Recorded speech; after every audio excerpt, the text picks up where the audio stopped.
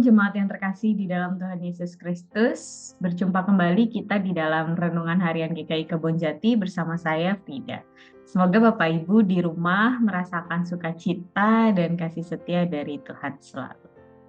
Baik Bapak Ibu yang terkasih, ada sebuah ilustrasi yang menarik.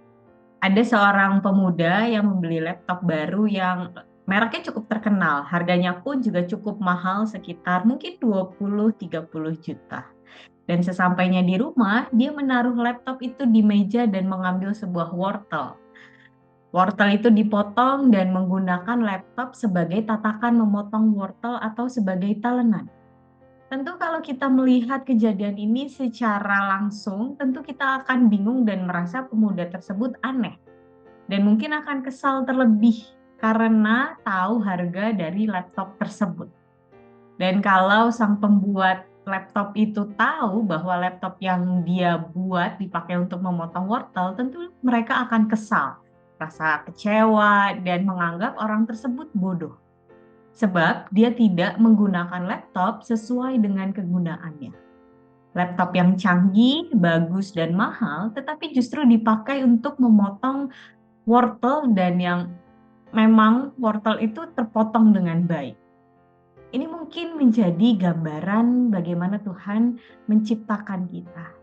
Tuhan menciptakan kita dengan gambaran baik dan serupa dengan Dia, namun seringkali kita salah dalam menghidupi kehidupan yang Tuhan berikan.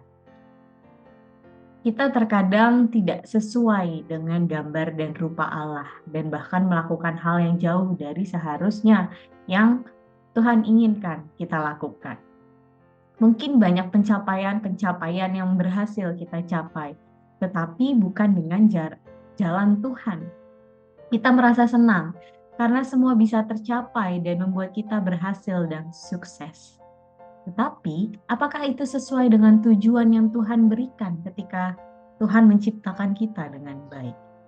Apakah perjalanan itu membuat Tuhan bangga dan sukacita? Di dalam Mazmur 139 ayat 13-14 mengatakan, "Sebab engkaulah yang membentuk buah pinggangku, menenun aku dalam kandungan ibuku. Aku bersyukur kepadamu, oleh karena kejadianku dahsyat dan ajaib. Ajaib apa yang kau buat, dan jiwaku benar-benar menyadari." Kita diingatkan bahwa Tuhan membentuk kita dengan sangat baik. Dan kita pun mau menyadari dan mengingat selalu, sehingga kita memberikan yang terbaik yang Tuhan berikan kepada kita. Oleh karena itu, kita mau mengingat juga selalu bahwa di dalam 1 Korintus 6 ayatnya 19 sampai yang ke-20 mengatakan, "Atau tidak tahukah kamu bahwa tubuhmu adalah bait Roh Kudus yang diam di dalam kamu? Roh Kudus yang kamu peroleh dari Allah, dan bahwa kamu bukan milik kamu sendiri, sebab kamu telah dibeli dan harganya telah lunas dibayar. Karena itu muliakanlah Allah dengan tubuh."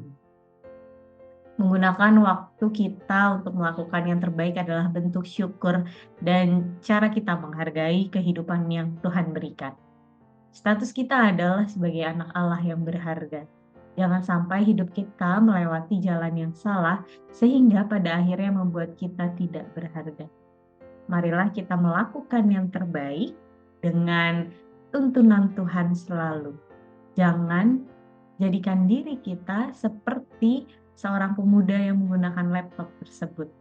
Memotong wortel menggunakan laptop. Memang dia berhasil memotong wortel dengan laptop tersebut, tetapi laptop itu tidak digunakan dengan baik. Marilah kita menggunakan pikiran kita, akal dan budi kita, dan juga tentu hati yang tertuju kepada Tuhan untuk melakukan yang terbaik bagi Dia. Selamat merenung, Tuhan Yesus memberkati kita.